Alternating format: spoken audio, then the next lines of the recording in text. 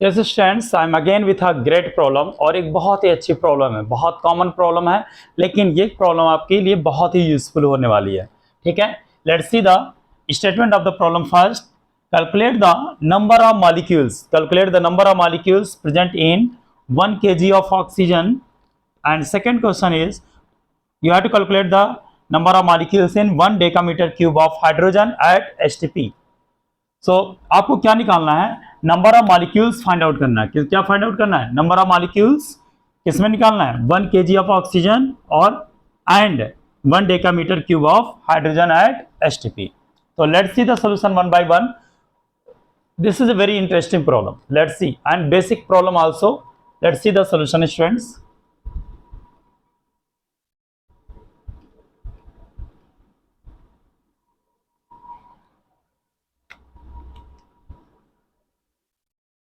Let's see the first part solution. देखिए 1 kg बोला गया है, तो यहाँ पर क्या है? मास लिया गया है। तो हम क्या करेंगे? 1 मोल में आपको मोल और मास मॉलिक्यूल रिलेशनशिप हम क्या करेंगे? फाइंड आउट करेंगे। You have to find out the molecular mass और the simply the number of molecules relationship. तो हमें पता है, एज वी नो दैट, जैसे हमको पता है, as we know that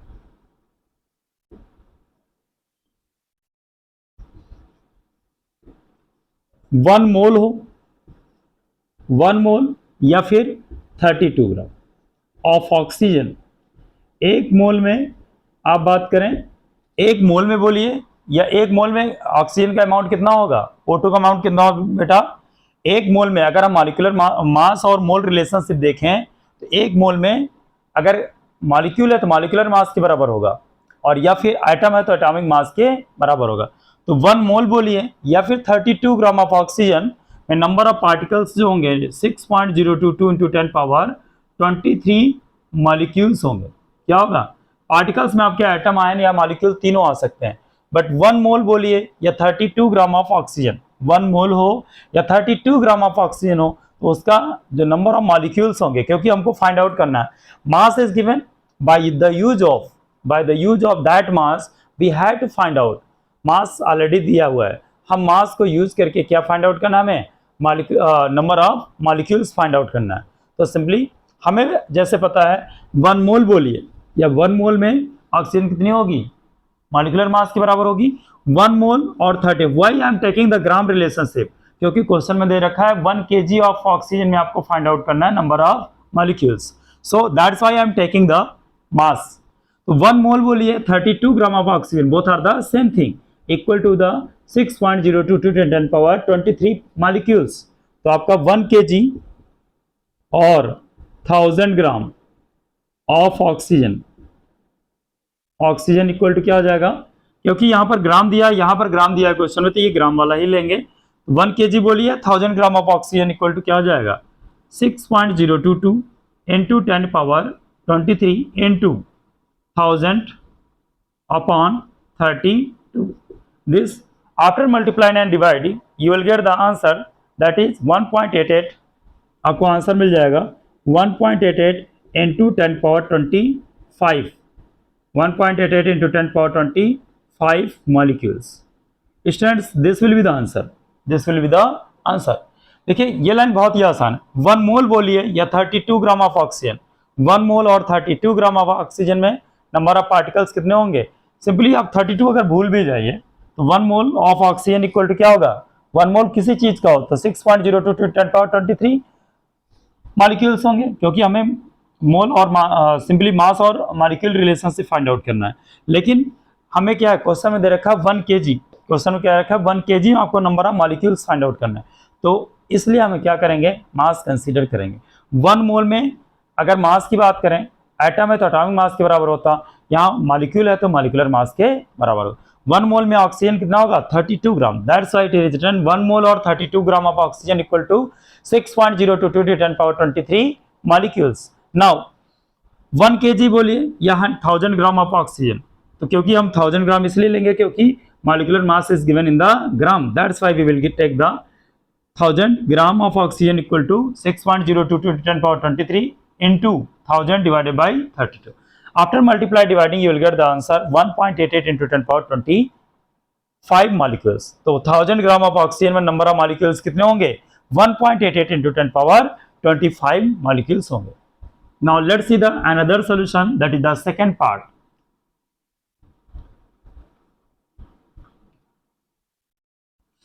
second part क्या बोल रहे हैं? You have to calculate the number of molecules in 1 decametre cube. जैसे हमें पता है, as we know that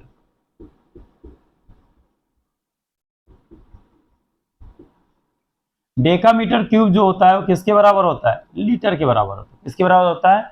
litre के बराबर होता है। डेकामीटर क्यूब और litre both are the same thing, ठीक है। अब देखिए यहां पर क्या हो जाएगा, सिंपली आप ये बोलिए 22.4 litre of 22.4 litre of hydrogen gas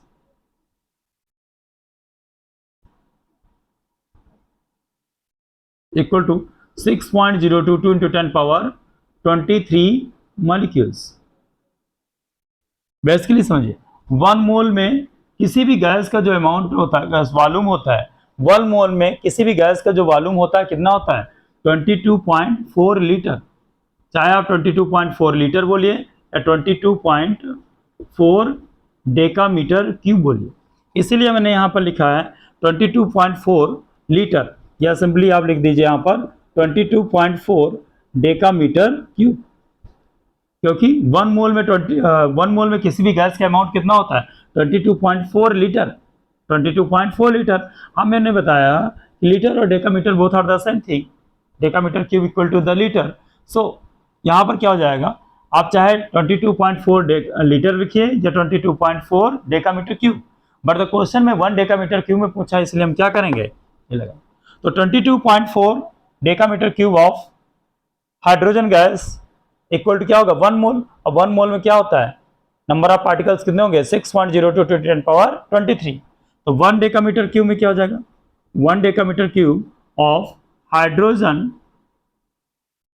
gas equal to 6.022 into 10 power 23 into, ये क्या हो जाएगा? 1 decametre cube, 1 decametre cube divided by 22.4 decametre cube.